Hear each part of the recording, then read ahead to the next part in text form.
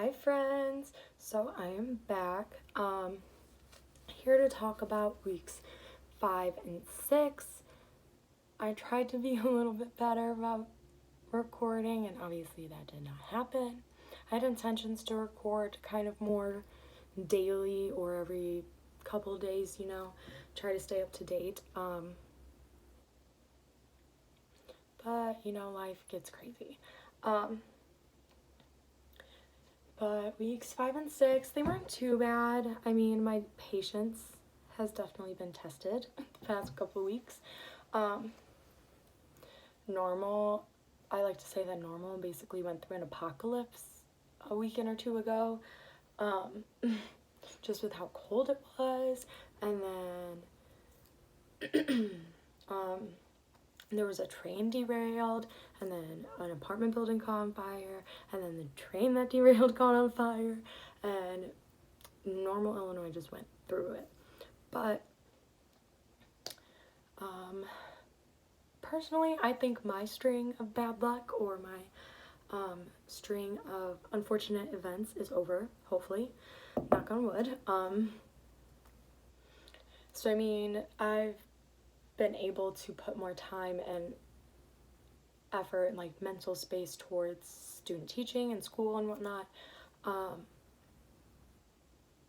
which kind of came in handy because behaviors, especially the past 2 weeks, have been definitely pushing my buttons, to say the least. At the end of week 5, I kind of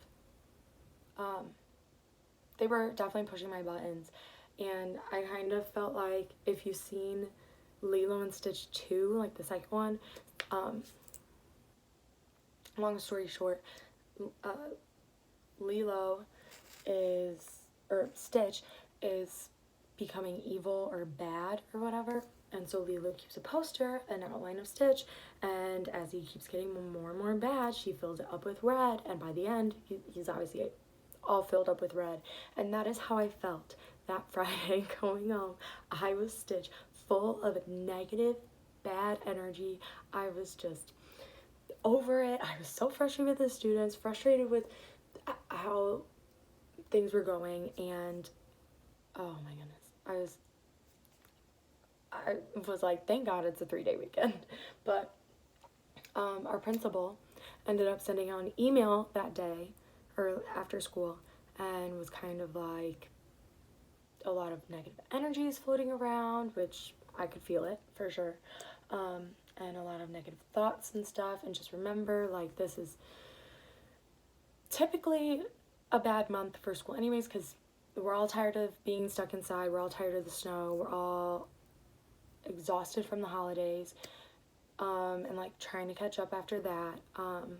And then on top of that, this year we already are going through a pandemic, and things are already kind of pushed to the edge. And so just kind of take the long weekend to relax, fill yourself with positive energy so you can come back the following week with better spirits and hopefully better results throughout the school day. And so I definitely was like, okay, it's not just me, it's just everybody is feeling it. And so I did take that weekend to kind of reflect, like, what can I do better to support them? What can I do better to better prepare myself each day so I can tackle any unexpected events and whatnot. Just kind of reflected, and then we had no school that Monday because it was President's Day, and then lo and behold, it was the apocalypse weekend, and it was super cold, snow, it was disgusting. So we had a snow day Tuesday, which we were able to finally use our snow day folders.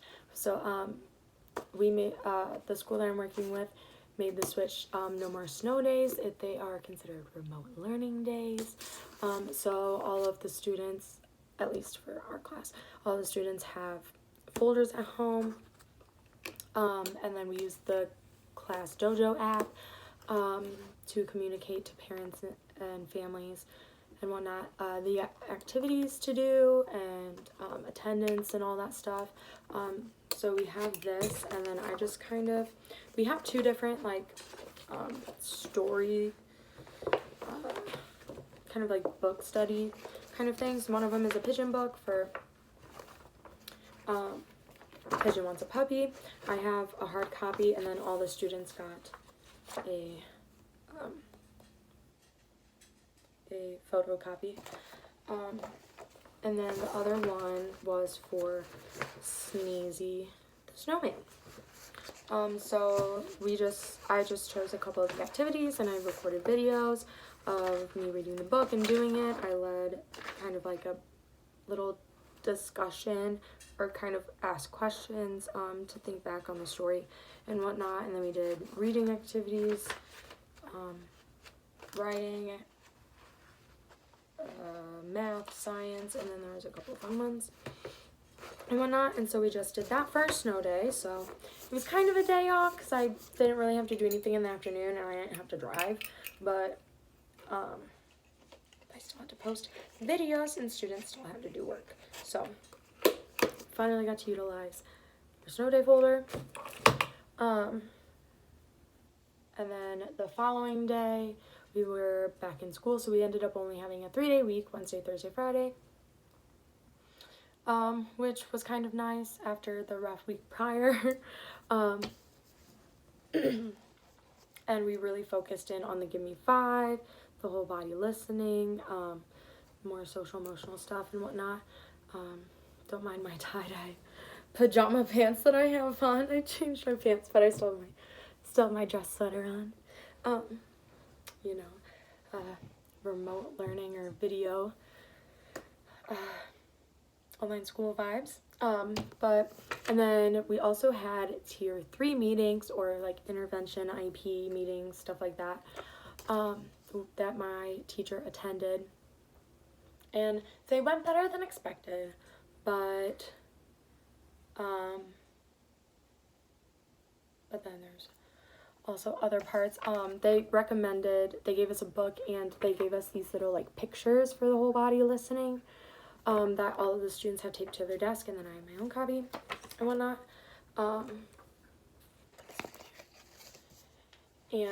So they recommended that to us to kind of help manage behaviors. We're kind of already doing that, but thanks for the extra resources and whatnot. But the tier 3 meetings and all of the information that came together last week, it was kind of eye-opening to the harsh realities that schools face sometimes, trying to get students more support.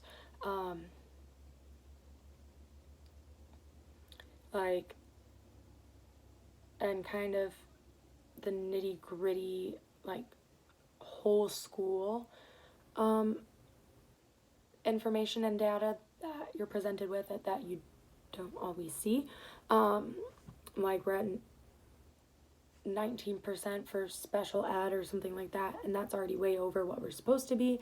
And our class in particular, we have 21 students, and we had 6 or 7 of them up for IEPs or retention, which isn't necessarily a bad thing. It's just they just need more support, and we want to get that for them. But if we're already past our limit or whatever, it just kind of already makes things really hard, and whatnot.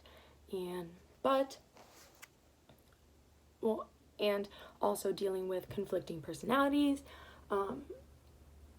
just kind of how some people view other situations, and differing opinions, and just kind of trying to work through those, and think of what the kids need and what is best for them right now. It's just kind of interesting seeing that. But we did get some good news. We 2 of them are confirmed to be getting IEPs. One of them is confirmed. We got paperwork for them to be medicated and go to the doctor and whatnot, and they also got approved to get tested for the gifted program. This particular student, they're so smart, so ridiculously smart. Reading at a 3rd grade level, oh my goodness, I am in shock daily at how smart this child is. But they have some behavior or like energy. I don't know how to put it, but they we got paperwork for them to be medicated, and to kind of help channel that energy and those behaviors into what their work and what they're doing to be a little bit more productive. We ended up getting the results today of the testing for the gifted program, and she just barely missed the mark. But the parts that she didn't do as good on was because she was having a hard time staying focused. And so we're like, maybe this could be proof and documentation, like a sign, like this child is amazing and can be in the gifted program, but because of these underlying issues that can be solved with this simple fix, it's not going to happen. And so, but paperwork is already in the works, and so I actually am one of the people that get to help fill out the paperwork for that student to get medicated. And so it's going to be interesting filling that out for the first time and kind of seeing it. And then one of them potentially is a for sure retention, just because of test scores and where they're at. It's just going to hinder them tremendously because they're already being affected now, and they would benefit from another year of 1st grade. So, and then we have 3 others up for possible retention, but we're gonna meet again in 8 weeks to discuss all the students, obviously, but in 8 weeks we're gonna look at the test scores for those 3 particular students again, like their more recent test scores, and kind of see like if they have improved or if they haven't. And then also there is an enrichment program for the summer, essentially summer school, just to kind of help support the students so they don't miss another huge chunk of time being at school, because there has been so much school missed due to COVID and the pandemic. And so enrichment is going to be available for them. And so then if the test scores don't really show anything, we will also look at the scores after the enrichment program to essentially determine last minute whether, like, the final straw, like, okay, they need to be retained, they need another year for that support, and they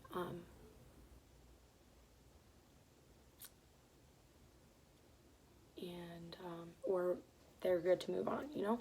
And then one student in particular, we are having talked to the social worker and possibly getting some sort of support for behavior, or at least going to see a specialist or something like that to see if there is anything wrong behavior wise or even cognitively, because this particular student already has been retained and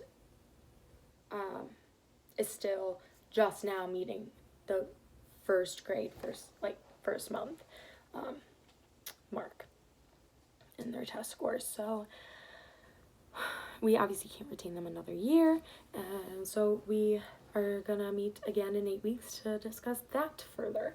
But especially reviewing after the meetings and reviewing test scores and whatnot, it has been decided that in the next couple of weeks, me and the teacher that I'm working with, we really have to hit reading hard.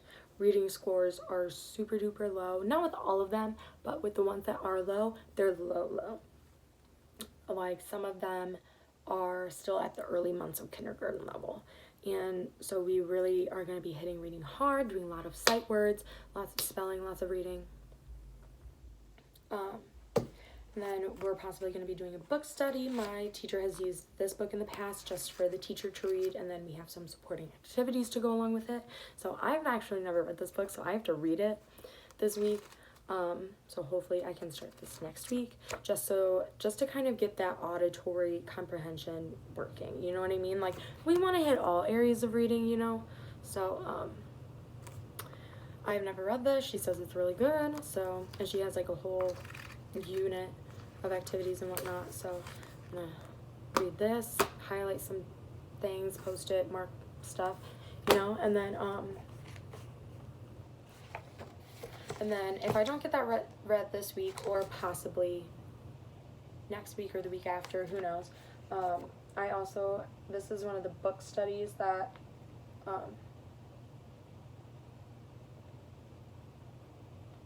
that the teacher has, and it's for Chrysanthemum, which is also a good book to help support social emotional learning in some aspects. So I do also want to hit this because I think these are awesome, because then the students can have their own copy, I can have it, and we can watch videos, listen to other people read it, and whatnot, and we can have really good in-depth discussions, and then it kind of hits also all of the subjects too, kind of integrating those. So that is our goal for the next couple of weeks, is to integrate lots and lots and lots more reading, and hopefully also social emotional learning with the whole body listening, and hopefully help fix those behaviors, because if those behaviors do not improve, it's becoming an issue not just for them but for other students as well. And so we kind of need to stop that, because it's been happening for a while, but it's just increasingly getting worse, and I don't know if it's because they're not getting challenged enough, or they're the ones that are up at that level because we're supporting the lower ones so much, or if it's because we're being stuck inside for so long, or even another underlying issue. So hopefully we will get that addressed, and the next 2 weeks will go by a little bit better. I will try I'll try to keep up a little bit more with the videotaping, try to get some different days in there to see my different moods and feedback from the days. But other than that, I will see you guys next time. Bye, friends.